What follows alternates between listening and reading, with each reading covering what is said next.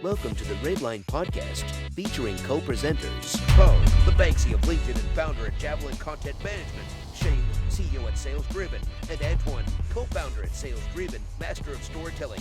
Each week we will bring you advice, tips, and thoughts about sales, leadership, and share our experience on growing an effective business. Meet guests, enjoy the stories, and most importantly, have fun. This is Redline. Awesome. Welcome back for the next episode of Redline Podcast. On this week's show, we have the one and only Marc Mac. Welcome to the show, Marc. What's up, guys? Fall, Antoine, times two. What's happening? What's going on? Straight up from UK. What is it? Then, Mark. Right. I'm just going to crack into it, right? So Let's do it. we see a lot of this on LinkedIn. I know that you're a big proponent of posting on LinkedIn. So what do you believe around kind of times for calling people, best times for calling people? Do you subscribe to any of that?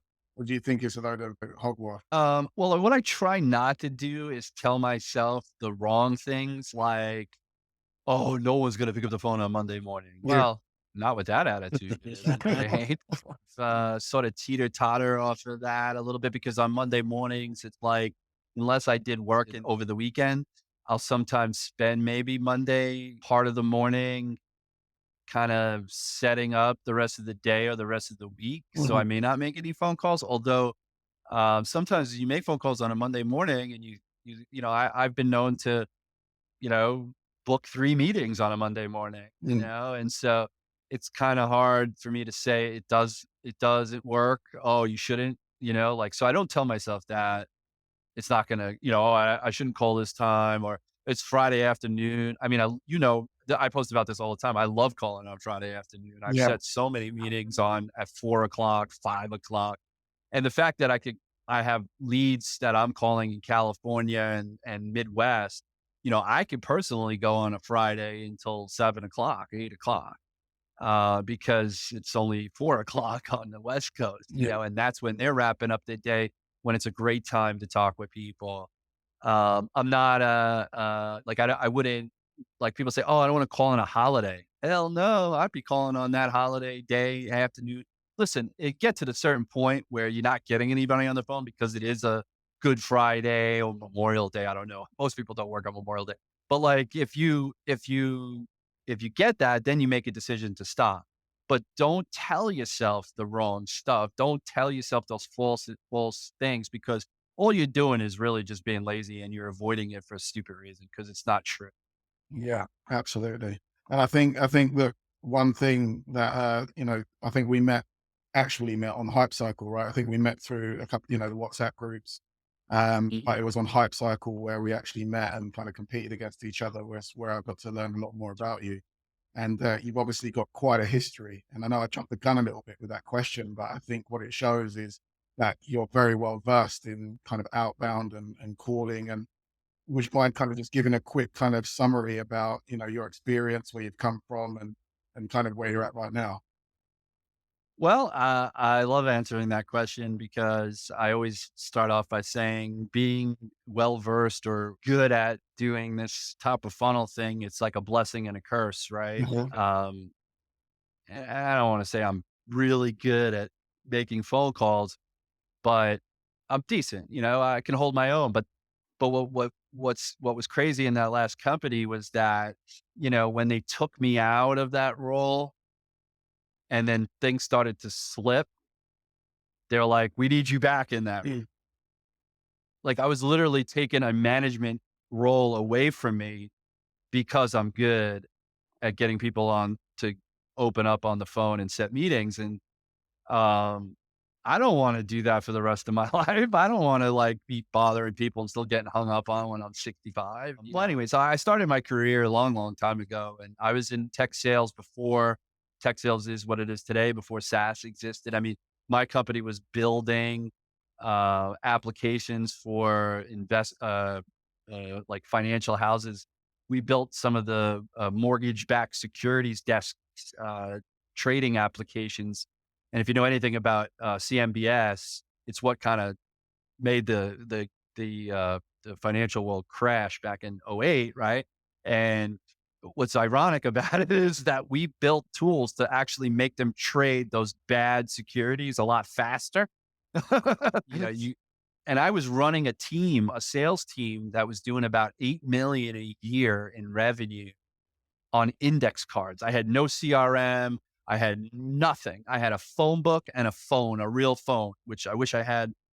That's how it was. And I was in a boiler room style type of sales environment. My boss would sit across from me, yelling and screaming at me what to say while I was still trying to listen, to the prospect. And I remember, one time, like I must have not been having control over the call, and so he's like, put the guy on hold, put the guy on hold, put the guy's yelling at me, put the guy on hold. And the guy's talking and I don't want to just put him on hold. So he reached over and actually literally hit my pause button or my hold button on my phone, put the guy on hold. And then he's like telling me, listen, get back on the phone with him and ask him this, ask him that, tell him this, tell him that. And I was like, you just hung up you just put him on hold. Holy shit. And I pick him back up and the guy's still talking, like as if he didn't even realize that I was off the phone. But that was what like they taught us back then. It didn't matter what the other person was saying. It only mattered what your agenda was. Correct. Yeah. Yeah. And that's crazy, right? That's crazy to think. And that's how a lot of people were trained, and, it really wasn't necessarily something that we saw then as being so negative, right? It was like, I was successful, man. I was doing millions of dollars in business by controlling the conversation and not letting the conversation happen and make them think that they're in control. And, and that's what I started to learn over the years and how I got better at sales. But I was more of a face-to-face sales guy for 25 years. The biggest caveat for me then was like driving around New York City. And, I didn't have the ability to touch hundreds of people a day, like driving around New York City is a task in and of itself. And so I would probably only see maybe 5, 6 clients and maybe 4 or 5 new prospects a day, if I was lucky. Wow. And today with Monster Connect and Connected Sell and Sales Lab and all these tools, I mean, I could hit 200. I mean, yesterday I did 350 dials. I sent out 95 emails, I dropped like 27 LinkedIn connections. I mean, I would never have thought 20 years ago you could be able to touch that many people, let alone 5 years ago. And that was where my story changed. In 2018, after being about 4 years on my own, I went on my own. I was let go from and I'm not afraid to admit that I've been fired at, only the best of the best have been fired and rehired millions of times. Right. So, but I was let go for stupid reasons. Back in 2015, I started my own business. Basically what I did was I started reselling the product that I was already selling for the company that let me go. But I went back to those customers and I said, hey, I got let go from this company, but if you still want to do business with me, I can make something work.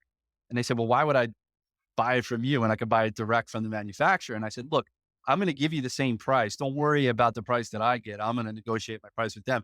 But the more important thing is that I can install it for you. It was a building product. It was like building products. And so I was able to start and build like a contracting business out of it.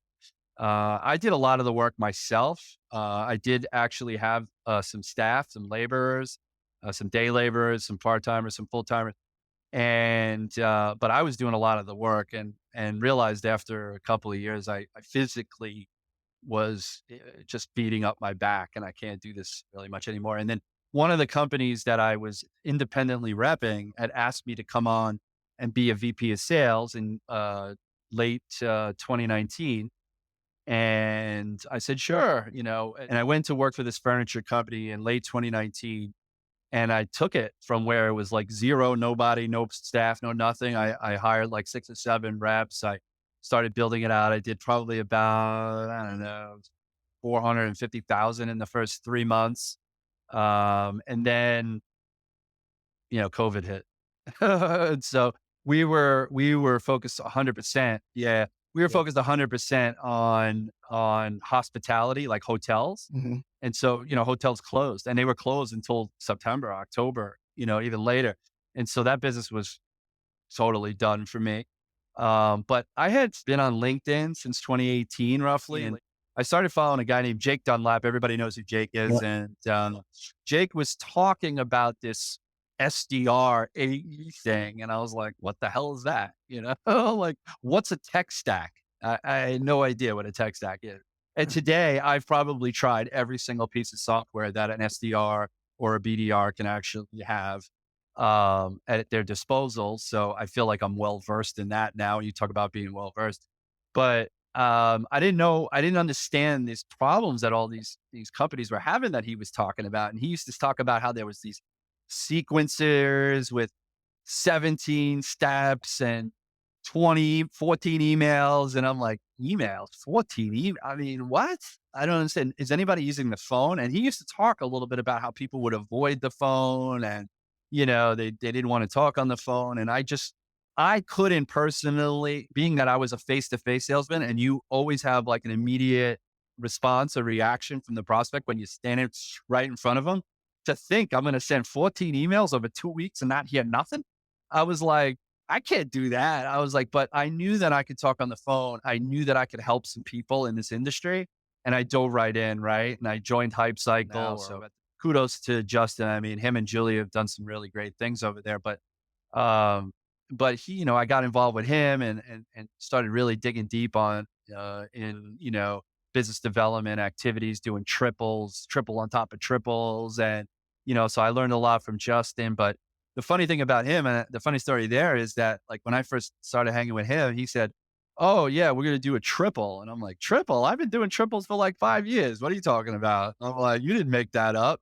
And so like, that's the other thing I didn't understand. Like all these people who thought they were gods in the tech world, like they made up this and made up that. I'm like, do you guys understand that there's a whole other world and a whole other 20 million different industries out there that are in tech sales, where people are actually being successful just as much as they're being successful in tech? Like, I think tech salespeople, they all they feel like they're in their own world. Like whatever they're doing doesn't exist outside of there, And so I thought after all of that I could be helpful, because I could talk on the phone, I could talk in face to face, I could talk on live things like this, and I felt like I could help people, and I dove right in. And one day we were doing my first staunch into SaaS or tech sales was I was doing live cold calls, and somebody there saw me. This guy Darren, he saw me on there. And he runs a software company for senior living facilities. And he's like, I want you to make calls for me. And so I was like, great, I'm in SaaS now all of a sudden, right? And everybody said, you can't get into SaaS. You need to have experience. It's so, this is sales that you've never seen or heard of before. It's solution sales. Like, I've been doing solution sales for 20 years. I don't know what you're talking about. Just because I was selling paint doesn't mean I wasn't producing a solution for clients. I was go down and diagnose what was going on and recommend the right product.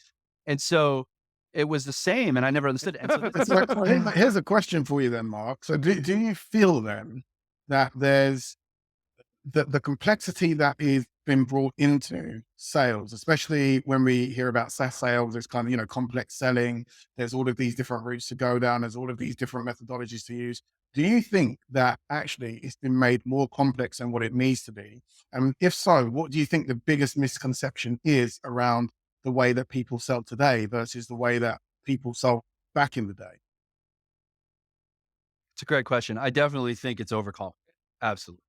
I feel like this job, and even with 27 years of sales experience outside the industry or outside tech sales, whatever, I think this is the most difficult thing I've ever done.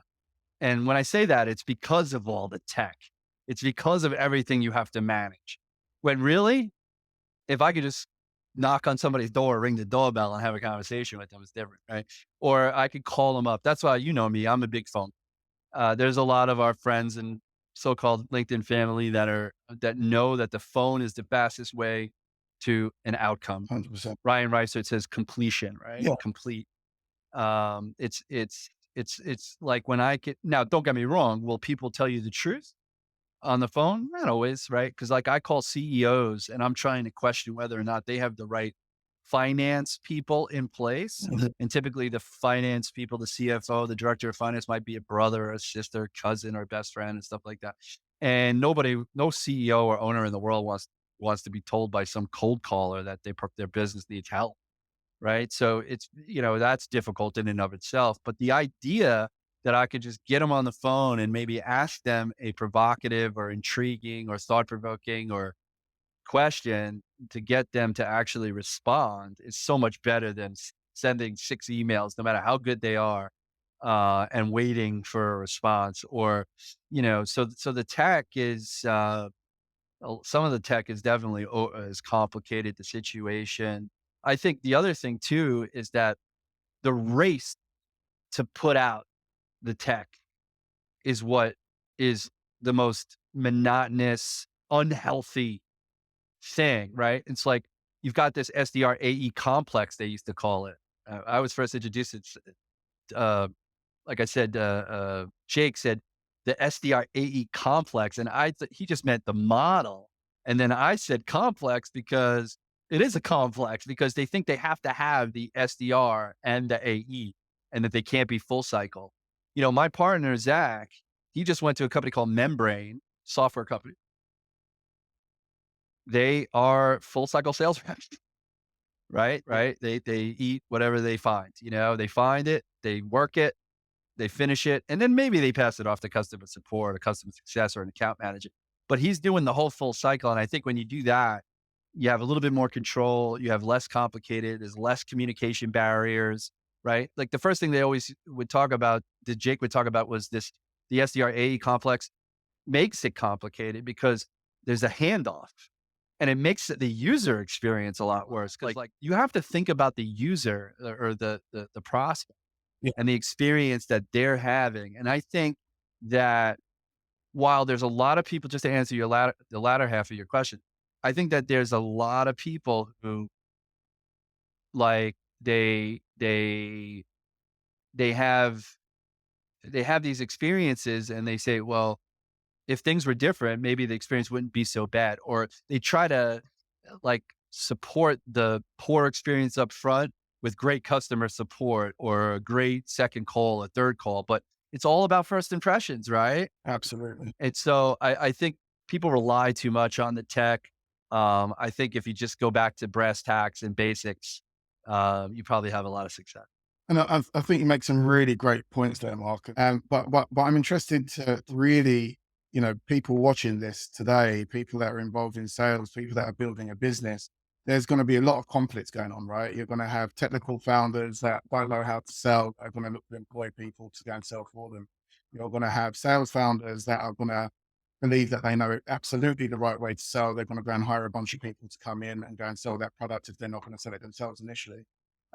What you just mentioned about the SDR handoff to an AE and also the full cycle rep situation, which I was always a full cycle rep, right? So I absolutely understand that management of, process of developing your own pipeline, generating, qualified leads and you taking that through the process and then you closing that deal. But I think that helped a lot with the development of conversation, of being able to understand where people are in their journey, being able to cycle back to people at the right time, developing and sending assets to them that they actually need in order to make a decision.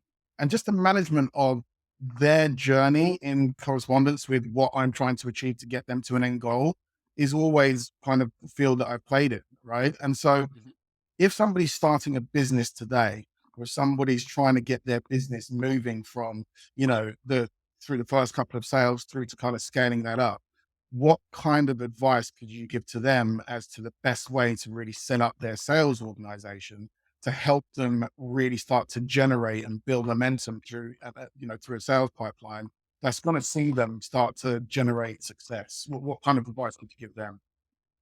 Outsource it. I had to say that because that's what I do. No, but in all seriousness, I honestly think if you're an early stage founder and you don't have like the founder led stuff already down, or you do, but it's just not obviously scalable. I do recommend outsourcing because, from a financial perspective, you're going to save yourself quite a bit of money. People don't realize that we sit down with some people who never had salespeople and we tell them, oh, I don't know, $5,000 a month, $500 a meeting, whatever it is. Right. And they're like 5,000 a month. And I'm like, okay, well, let's break it down for you. If you're going to hire any SDR that's worth their weight in anything, minimally, you're going to pay them $60K, right? Which is $5,000 a month. Right. And, along with that comes having to set up the tech, and even minimal tech is going to run you at least $300 a month for a user. Maybe even more. Depends if you have a dialer, that's $1,000 a month. That can cost you that too. But you've got that, and then you've got workers' comp. You've got the potential that they're going to churn out, right? Because it's such a tough job, especially early stage, because you haven't yet actually decided where you're going to plant your flag. Where's your beachhead? See, that's the biggest problem with even sometimes early stage founders is that they're like, oh, and you have to do it sometimes because even us, at Carrot, we're doing a little bit of this. We're kind of a little bit wide when we could be a little bit more narrow. But you have to take maybe an account one or whatever, or that you wouldn't take if you actually had a whole lot of other accounts. But it's like you got to have a beachhead. You have to understand, okay, what is the problem that you solve and who do you solve it for, and really understand those people. Right. So the very first thing that I would tell any person who's starting to build out a sales team, whether internally or even using an outsourced function, is spend as much time as you possibly can on really researching your customer and understanding at a very deep level how they operate on a day in and day out basis, what pains that they have, how do those pains really affect them, what is the impact if they don't take care of those things, and you really just spend the time to really understand that and really identify who is the people say, oh, my ICP. My ICP is any company with revenues upwards of 50 million, CFO, whatever. This many employees. Great. Those are all filters on sales nav. That's not your ICP. Exactly. That's how you may identify the companies where your ICP lives, right? But what is it that your ICP really is facing on a regular basis? What problems does he face that you're solving? And paint that picture, understand how to paint that picture, that before and after picture. And then you can go do it yourself. These founders who think like, I'm a tech guy and I can't sell. That's absolutely incorrect. You can sell more than you think you can. You just need to get set up to be in front of somebody. What they can't do is open the door. Yeah. Right. So hire somebody who can open the door, right? With the right people at the right time. That's always the trick, right? Just the timing is the biggest thing. And that's why you need all that other tech, like the ABM stuff, the SEO, the PPC, da. I've talked with people who are trying to get in this industry, okay, like trying to get into tech, right? And you know what the number one theme throughout all of those conversations I had is what they say is that they don't understand the language. That's their biggest barrier to entry, right? Because they can't sit in an interview and understand what they're being asked because these idiots on the other side of the table are using all these funky acronyms that they never heard before. Yeah. Right. And so, of course, guys like Darren McKee and others who are trying to help people get into this industry have classes and they teach you these kinds of jargon or vernacular. And so you could be sounding like you're familiar. But like the advice that I would give to those folks is very simple. You do know what they're talking about. You just call it something different in your industry for the last so many years. But once you understand what those words mean, then you'll know that it's the exact same thing that you just never called it an ICP, but you called it who's your ideal customer? Maybe you said it that way. Or maybe you say my best type of customer, right? You don't sound, so you're not so sophisticated, right? You don't say ICP. And I think that's the barrier to entry is the complication of this industry that it's been made out to be. And if you just kind of like get down to brass tacks, it's just about the prospect, their problems, and whether or not, they're ready to actually do something about it. It has nothing to do with us, nothing to do with the salesperson. And once you really can like come to that revelation, then, you know, then you'll probably have a much more successful day in and day out, in my opinion. So if I'm going to run something past you, Mark, Brilliant, man. because listening to what you've just been saying to Antoine there, there's some bits and pieces that I pull out of that. And, if I'm looking at young people looking to get into sales roles today, obviously, like you've pointed out, most people want to get into tech sales. It's the sexy side of sales, right? And everybody puts it over as being quite tough and hard to get into. Do you know what? I think any kind of sales is probably hard to get into unless you've got some grit that you've learned from a previous job, previous career, and you've got to have done the hard yards somewhere down the line. So, like, correct me if I'm wrong, but it sounds to me like your face-to-face background was your hard yards, and you learned to build relationships and understand behavioral science, as we call it today, right? People, you understand people. Is that fair? Yeah. Yeah, absolutely. I mean, I call myself a people person. I could probably talk to, a 17-year-old, a 70-year-old. I mean, I remember having a while back, I remember I was talking to this guy on the phone. He was a rep with a local furniture dealer I was selling to. And I never knew who he was, but somebody said, "Oh, you need to meet, this guy, whatever." And he's a legend, they said. I mean, he was like 75, dude. I met him in a Dunkin' Donuts. He came in walking with a cane, right? And it was like maybe 9 o'clock in the morning. This guy had already seen 3 customers at that point. I didn't see any yet. I was like having breakfast with him at 10 o'clock and he's already at 9 o'clock and he's already seen 3 people. I mean, but I was able to have a conversation with that guy, and like relate. I have grandparents. I mean, like I think that's really my thing is that, I try to find the connection with everybody I talk to in some way, shape or form. I try to make them laugh. That's my secret sauce. You sound like a curious guy, Mark, and that bodes well for anybody who wants to get into this. So look, I mean, we've hit the 30-minute mark and we're gonna wrap up, but two questions I want to ask you, Mark, before we go. There's a quote, right? And there's 2 people in this life that you've got to impress. And that's 8-year-old you and 80-year-old you.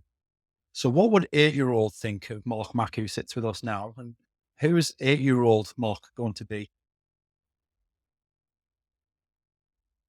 Well, 8-year-old Mark would probably say, "What the heck is that white shit on your face?" But yeah, I don't know. I honestly, I wasn't that guy who was like selling lemonade. I didn't have the lemonade. I wasn't doing sales back then, but I was a ham, my grandmother would say. And so like, I like to perform. Like I was on stage and I performed with my brothers were in bands and I sang and played harmonic and all this kind of stuff. Right. And so my 8-year-old self wasn't thinking business at all, where some other 8-year-olds we know probably were. They were the ones with the lemonade stand or selling whatever, something to their friends or whatever. Yeah, I wasn't that guy. I wasn't thinking sales back then. My father wrote in my yearbook, "Your big mouth will be your forte when you become mayor of New York City." When I was that young, or even through high school, I wasn't thinking sales. And then even through college, I mean, I was a political science major and a theater minor, and it's when I got out of school and I needed to make money. I started working in a restaurant, and I realized that I was selling myself. My 80-year-old self, I will say to him, I hope he has enough money to survive at least another 10 years at the rate he's going. So I hope I'm around at 80, man. My threshold is 54. My pops passed away at 54 from a heart attack. And I resemble him the most out of all of us. So I just hope if I could get past 54, then I'll probably live to 80. And so hopefully I can tell my 80-year-old self I had a good life. Perfect. Some good answers, Mark. Mark, it's been absolutely fantastic to hear your story and your advice for anybody who's looking to get in the industry as well. I think that's been a really invaluable conversation. I hope, everybody who's watching the show, I keep saying this each week, guys, we love to hear your feedback. So if you got anything to ask Mark, you want to drop any lines into the show, you got any thoughts about future shows, please do just drop us an email. All the contact details are in the podcast. They're up on YouTube. We'd love to hear from you. It's a community podcast, right? We want to know what works for you guys. And above all, I keep pointing up. I like doing this at the end of the show. Subscribe, guys. Subscribe, because there will be a subscribe button up there when I edit one in. Mark, it's been fantastic. Thanks very much for coming along. Yeah, man, it was my pleasure. And anybody out there that's listening can hit me up on LinkedIn on Marc Mac, MarcMac on LinkedIn, obviously. And yeah, man, thanks for having me. I appreciate it. It was a lot of fun. See you out on the feed, right? Yeah. Peace out, guys.